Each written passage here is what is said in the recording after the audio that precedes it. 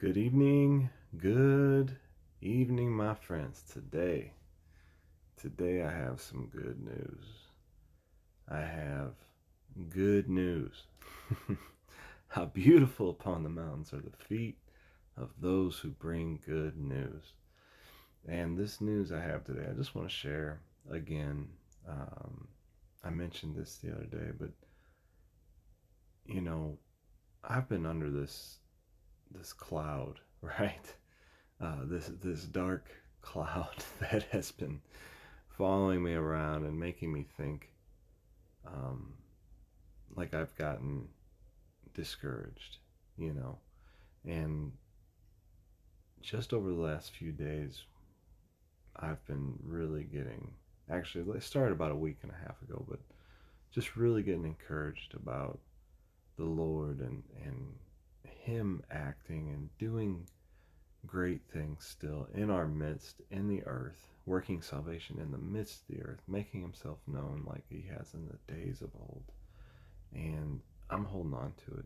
And I just wanted to share from Psalm 27, verse 13 and 14 says, I would have fainted unless I believed to see the goodness of the Lord in the land of the living.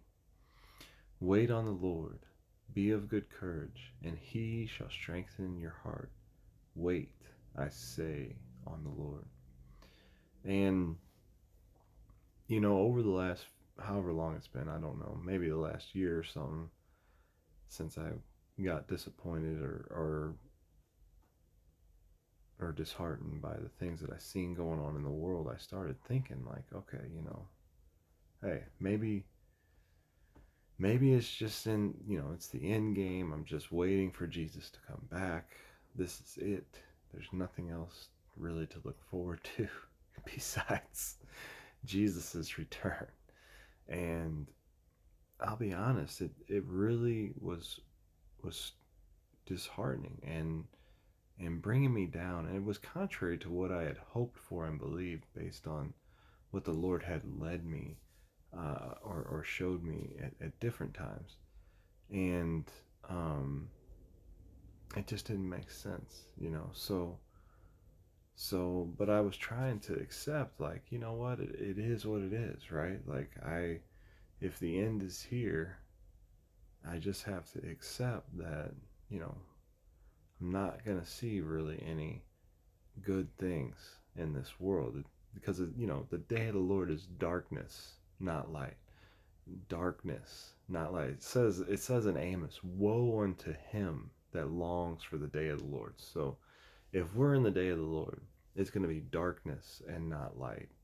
Jesus says night is coming when no man can work. So when the end is here, it's going to be bad, and there's not going to be anything good happening. And kind of like when Jeremiah was running around and he was called the weeping prophet because he was a prophet prophesying towards a generation of God's wrath. And um but anyways, so I was trying to accept, like, okay, you know, that's it. But like the psalmist says here, I had fainted unless I had believed to see the goodness of the Lord in the land of the living. Like, I was feeling really discouraged and fainting and feeling weary and tired and and just because I was accepting that I wasn't going to see God's goodness in the land of the living.